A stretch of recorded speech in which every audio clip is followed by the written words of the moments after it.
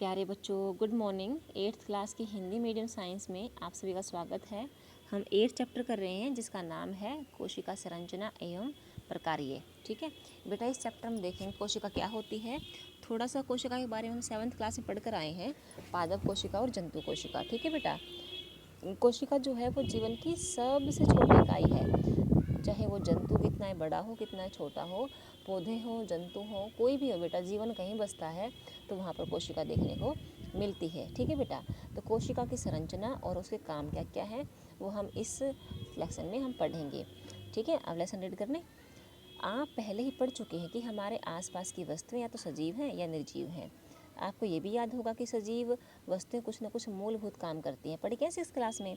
श्वसन करती हैं, उत्सर्जन करती हैं सजीव सारे के सारे। ठीक है बेटा, जनन भी करते हैं, नए जीवों को पैदा करते हैं। ठीक है बेटे, वृद्धि करते हैं, गति करते हैं। तो ये कुछ मूलभूत कार्य हैं सजीवों के।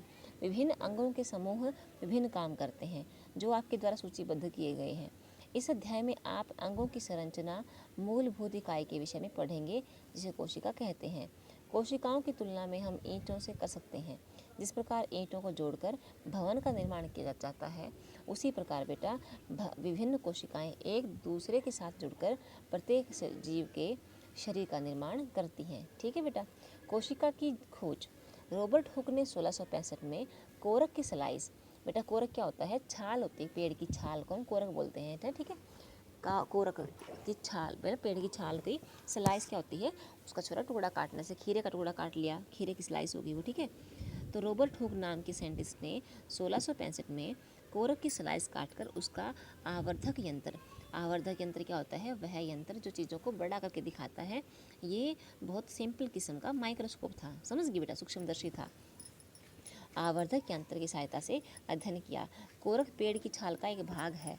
उन्होंने कोरक की बहुत पतली स्लाइस ली, टुकड़ा लिया और उसका सूक्ष्मदर्शी की सहायता से अध्ययन किया।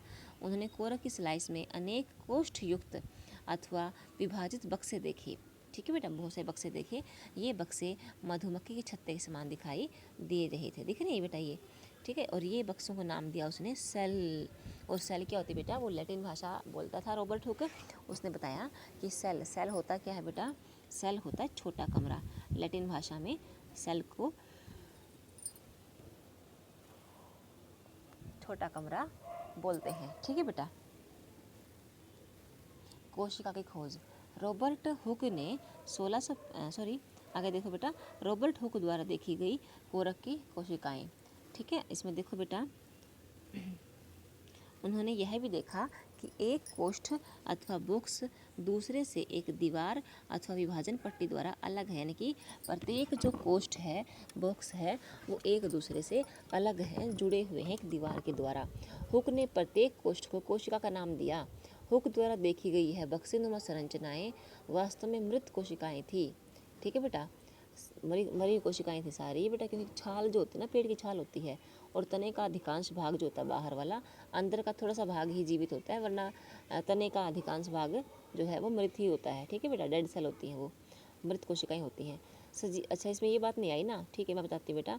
कोशिका का नाम दे देखा, कह रहा ना ये, उसने ये देखा कि प्रत्येक कोष्ठ और प्रत्येक बक्से को कोशिका का नाम दिया। बेटा कोशिका क्या होता है? इंग्लिश में से बोलते हैं CELL, सेल। क्या बोलते हैं बेटा? सेल। और सेल का जो मीनिंग होता है लैटिन भाषा में, लातीनी भाषा में बेटा, वो होता है छोटा कमरा। ठीक है ना, तो कोशिका क्या है? एक कोष्ठ है, एक बक्सा है। ठीक है, सजीवों की जीवित कोशिकाओं को संवर्धित सूक्ष्मदर्शी की खोज के बाद ही देखा जा सका। सजीवों की जीवित कोशिकाओं को संवर्धित सूक्ष्मदर्शी की खोज के बाद ही देखा जा सका। रॉबर्ट हुक के प्रेक्षण के लगभग 150 वर्षों बाद तक भी कोशिका के विषय में बहुत कम जानकारी थी। ठीक है ना, रॉबर्ट हुक ने देखा जो, उसके 150 साल बाद भी बहुत कम जानकारी थी कोशिका के बारे में।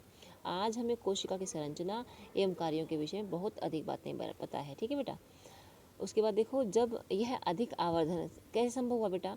ये अधिक आवर्धन क्षमता वाले संवर्धित सूक्ष्मदर्शी माइक्रोस्कोप के कारण, जिसकी आवर्धन क्षमता बहुत ज़्यादा है, यानी कि चीज़ों को बड़ा करके दिखाने की क्षमता बहुत ज़्यादा है, वो सूक्ष्मदर्शी और अन्य तकनीकों द्वारा संभव हो पाया है। ठीक है बेटा, कोशिका भवन के लिए ईंट और सजीवों में कोशिका दोनों ही मूलभूत संरचनात्मक इकाई हैं।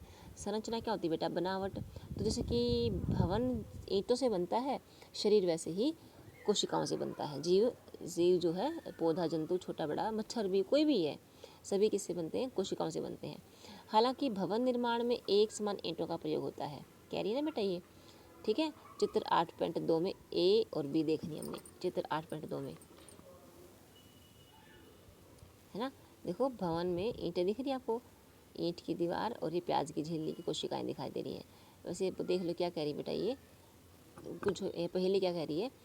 हाँ, यद्यपि भवन निर्माण में एक समान ईंटों का प्रयोग होता है, परंतु उनकी आकृति, डिज़ाइन और साइज अलग अलग होते हैं। इसी प्रकार सजीव जो है, देखो ईंट बेटा कोई छोटी बड़ी सकती है ना बेटा। उसके बाद देखो, परंतु उनकी आकृति, डिज़ाइन और साइज अलग अलग होते हैं। इसी प्रकार सजीव जगत के जीव एक दूसरे से भिन्न होते हुए, देखो हमारे अंदर और गाय भैंस के अंदर कितना अंतर है बेटा, है ना। गाय भैंस तो पशु हैं, हम इंसान हैं, लेकिन उनका शरीर भी कोशिकाओं से बना है, हमारा शरीर भी कोशिकाओं से बना है। हमारे अंदर और पौधों के अंदर कितना अंतर है? बहुत ज़्यादा अंतर है, बिल्कुल भी समानता नहीं पड़ती। तो बेटा हमारा शरीर भी कोशिकाओं से बना है, उसका शरीर भी कोशिकाओं से बना है। इसी प्रकार सजीव जगत के जीव एक दूसरे से भिन्न होते हुए भी कोशिकाओं के बने हैं। निर्जीव ईंट की अपेक्षा सजीवों की कोशिकाओं की संरचना अधिक जटिल है।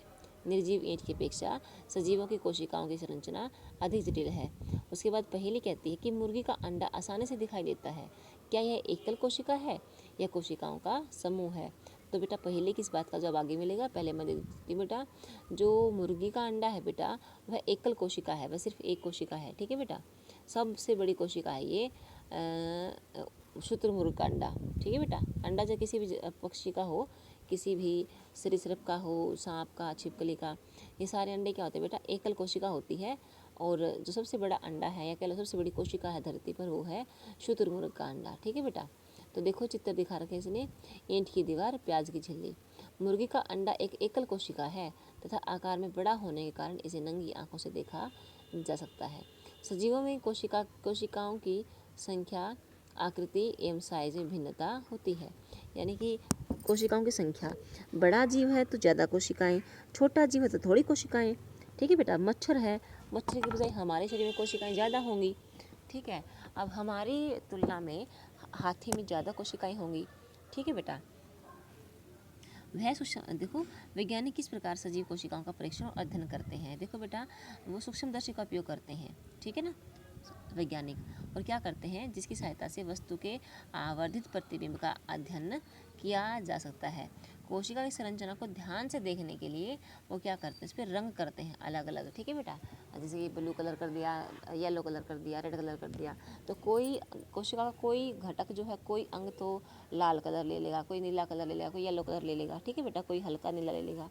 तो इस प्रकार से उन अंगों को पहचानना भी अभिरंजक यानी कि रंग, उनको रंग डाल देते हैं, रंग कर देते हैं किसी तरीके से, और उनके रंगों से फिर उनको पहचानना और भी आसान हो जाता है। उसके बाद है कोशिकाओं की संख्या। चलो बेटा हम आज यहाँ तक करते हैं, बहुत ज़्यादा हो जाएगा, तो कल हम करेंगे कोशिकाओं की संख्या, ठीक है। तो आज के लेक्चर में इतना बेटा। आज हमने क्या देखा? कोशिका क्या होती है, किसने और कब खोज की। सेल जो शब्द है वो लातिनी भाषा का है, उसका मीनिंग छोटा कमरा है। कोशिका क्या होती है? मूलभूत संरचना होती है। सभी जीवों का शरीर कोशिकाओं से बना है, चाहे छोटा चाहे बड़ा है।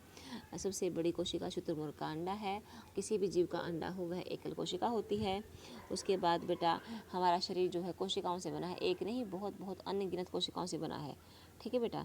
उसके बाद चित्र 8.2 बेटा दिखा रखा है ईंट की दीवार और प्याज की झिल्ली की कोशिका, यानी कि कितनी समानता है एक दूसरे में, ठीक है बेटा। उसके बाद हम देखा कि कोशिकाओं की संख्या, आकृति और साइज में बहुत अधिक अंतर देखने को मिलता है। तो कोशिकाओं की संख्या का अंतर हम कल पढ़ेंगे। आज के लेक्चर में इतना ही। इसी के साथ थैंक यू बेटा एंड ऑल द बेस्ट। आप लोगों ने हाँ इसका टाइटल पेज तैयार करना है, ठीक है। आपका ये होमवर्क है राइटिंग का। ओके बेटा, हैव अ गुड डे।